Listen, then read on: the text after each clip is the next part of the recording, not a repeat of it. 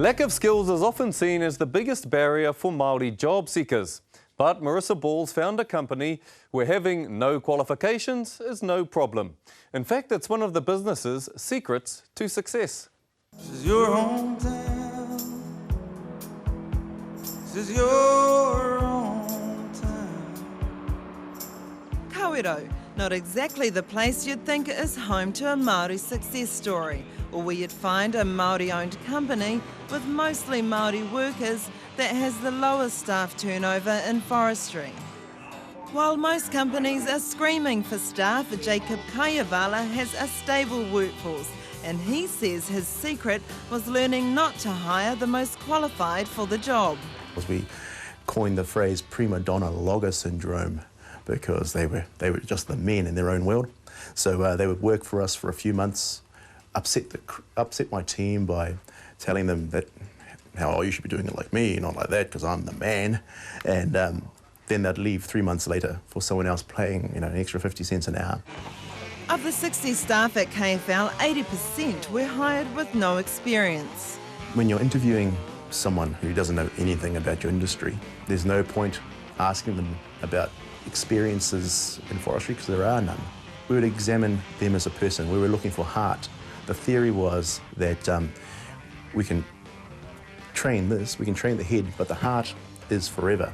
Jacob's not interested in whether his staff failed at school because he says ambition and attitude is more important than grades. That, I think, is one of New Zealand's best kept secrets, is the massive wealth of passion and ability that's out there and wrapped up in a label called scholastic failure. We know nothing about their intelligence, their heartiness, their ambition. We know nothing about that. I would ask them to tell me a story about something that they wanted to achieve.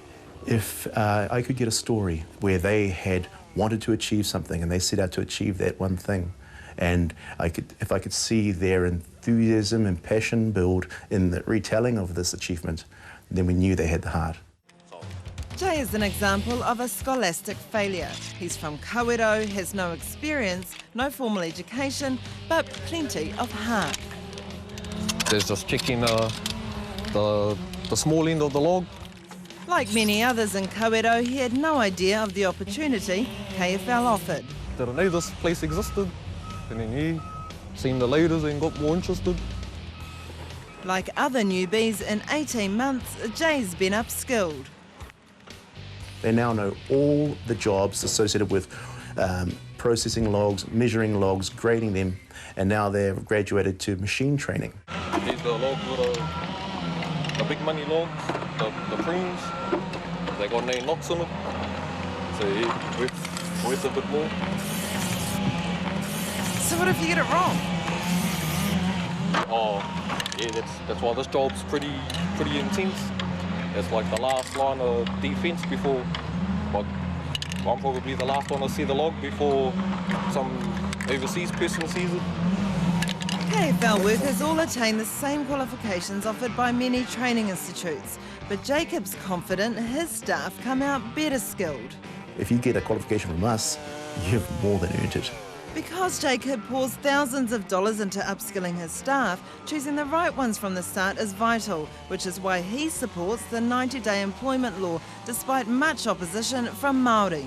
No employer worth his salt would deliberately set out to turn people over in 3 months. It's just such a hassle.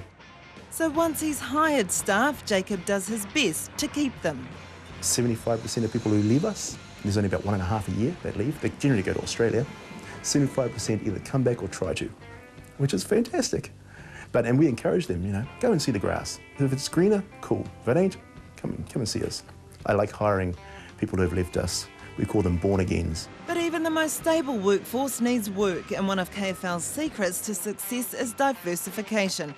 The company is now responsible for 5% of New Zealand's log processing.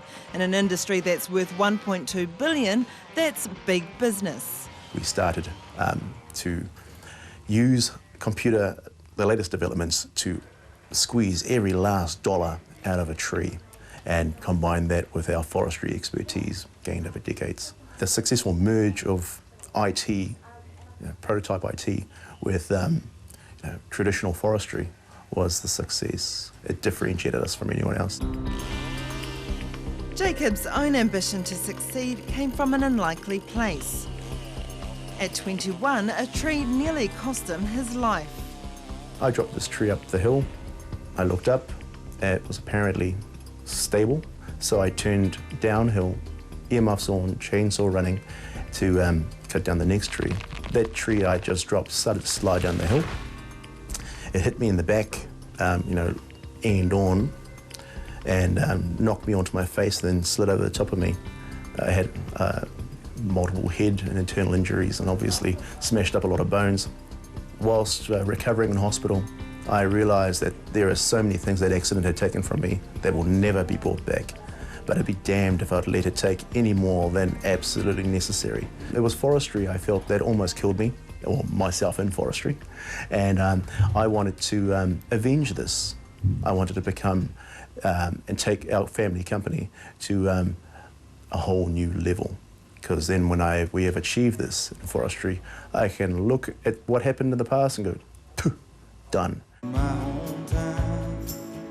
Kawerau may have been labelled a dead-end town, but Jacob believes the workers he hires here outperform many others. What I've found is that the success ratio out of Kawerau from these young people is higher. They have, the reason why is they genuinely appreciate this opportunity. They value it for what it is, and they respect it and do their very best towards it. Giving them a sense of empowerment. You're not a victim. You want something, you drive for it, here's an opportunity, we back you, we support you, and it is done. The heartiness of Kawerau is on par or better than anywhere else in this region. My hometown,